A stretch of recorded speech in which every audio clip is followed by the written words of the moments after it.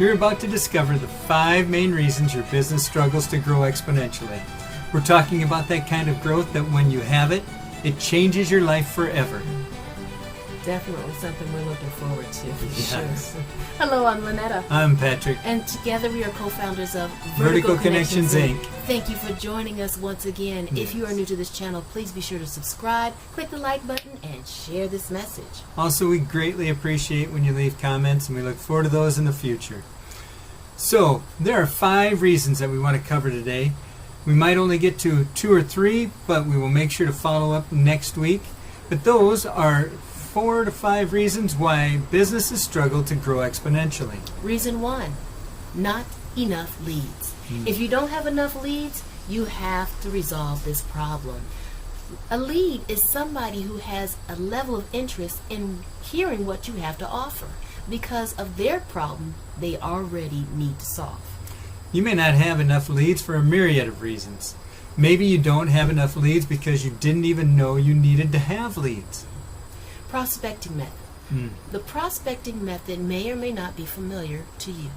This is when a person goes out and talks to strangers and knocks on doors. That may include talking to friends and neighbors or walking up to a random individual and just start talking to them. When using the prospecting method, though, you may discover that valuable time has been lost. Instead, you would be better off generating leads because then you only spend time with talking to people that you know already have their hands raised in need of what you have to offer.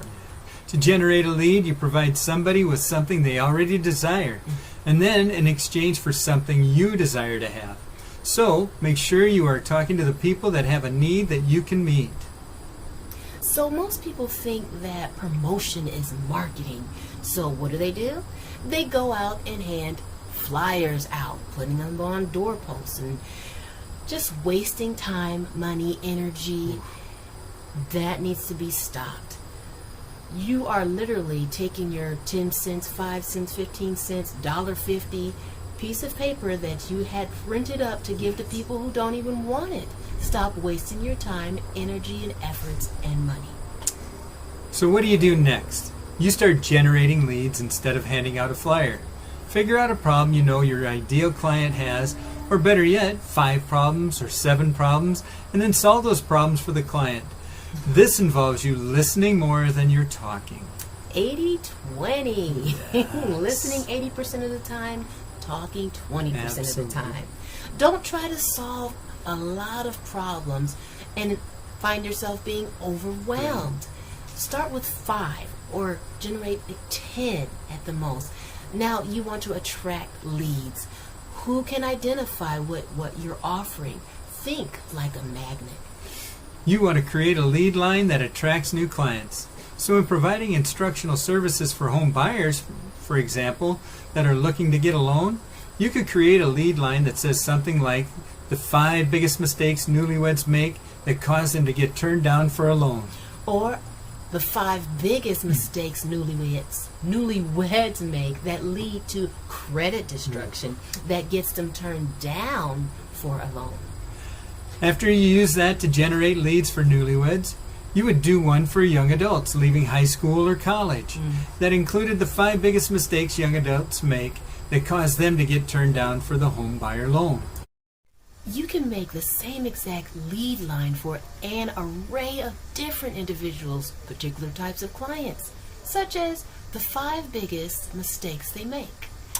Why should you focus on the 5 biggest mistakes? Before we do that, we want to share with you an observation that we've made about entrepreneurs. Entrepreneurs seem to make the same common mistake when they are searching for generate leads, and they try to generate leads based on pleasure, saying things like, here are the 5 bigger tips for the 5 biggest figures within 5 weeks. The scam alarm's going to go off in people's minds when they hear that. When you make somebody a promise who doesn't even know you, they automatically don't believe you. The first thing that goes off in their mind is, why would you do something for me? I don't even know you. So you have to understand human nature. For some, human nature says those who don't know you don't trust you. Unfortunately, I'll reiterate that again. Human nature says people who don't know you don't trust you. No. If a stranger walked up to you and said, "Hey, you mind if I hold your purse for you?" What would you say? No. Right. Again, they're a stranger. You don't know them. Now, think about this question. Are there more people in the world who know you or that don't know you? Definitely more people that do not know me. Right.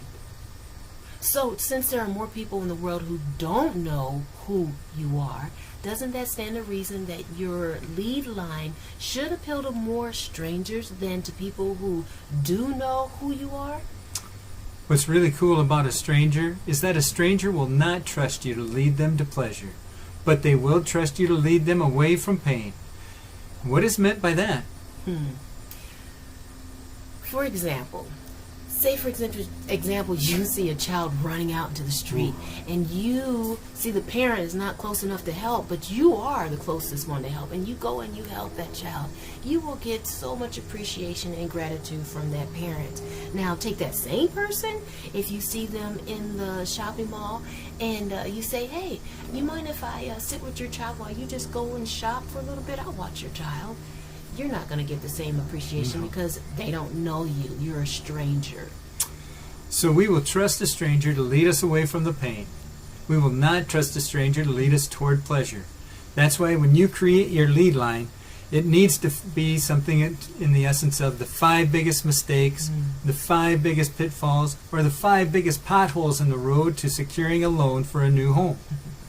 You want to paint a word picture, okay, that causes people to realize, wait a minute, that's something I didn't even think about or realize that I can avoid. You create lead lines that draw people away from pain.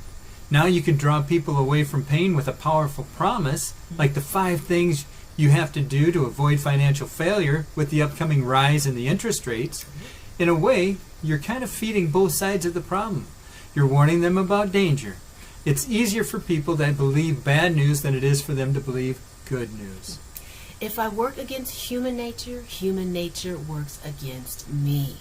We often hear what people are saying, and we convince ourselves that we are going to do what they have suggested for us to do. But in reality, what we do is we take what they said and we make it fit us. We make it fit our feelings or how we want it to be. So therefore, when we deliver to the person that we think will meet their needs and we have switched up some things, what we intended to do, saying that we are going to do what the other person suggested, doesn't turn out that way, then we wonder why we have a hot mess. Right. Remember, if we make the lead line in a way that you have them be towards pleasure, you didn't do the version that we were telling you about. You changed it in a way so that it felt comfortable to you. To have the greatest success, though, put these words in your lead line. 5 biggest mistakes blank make that causes them to have this problem. And then you can take whoever the person is and put them in the blank and address that problem that they have. What's really cool is if you generate 3.3 leads a day, that's 100 leads a month. That's 12 leads a year. If you are generating none right now and you get 100 new people to join your program or that you can show your program to, it will be really good. If you have 100 new people a month, and if you close 10% of those, that's 10 sales. And if your offer is for $1,000, that's $10,000 in a month.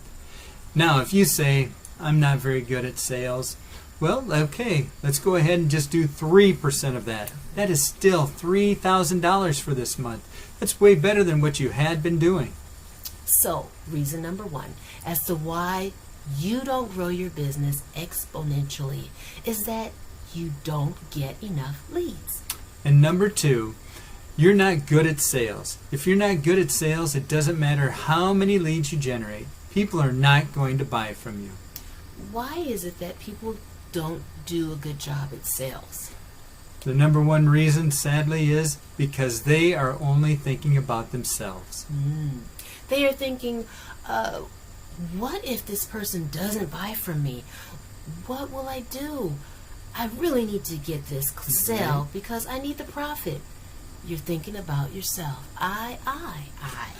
The best thing you can do to turn this around and make things better is to sell to meet the needs of other people. Be obsessed with what others need.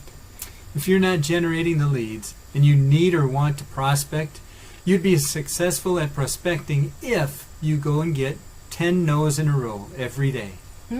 How does that equate to success? Right? It's true that getting yeses is hard, but 10 no's in a row is almost impossible, even if you are terrible at sales. Because there are just some people out there looking for what you have to offer. People who think sales are all about convincing someone don't understand sales. Sales is not about convincing people to buy. Sales are about persuading people to buy. Interesting. So let's see. The difference between convincing and persuading is this. Convincing is when I want to do something I want to do for my reasons. Persuasion, on the other hand, is when I help you make a decision you already desire to make for your own reasons. In order for us to help you make a decision that you desire to make for your own reasons, we have to know what your reasons are. And for us to do that, we have to care more about you than we do about ourselves. That's when we get good at sales. Yes.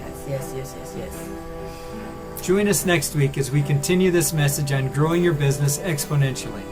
So until next time, Get connected to go vertical. Bye-bye.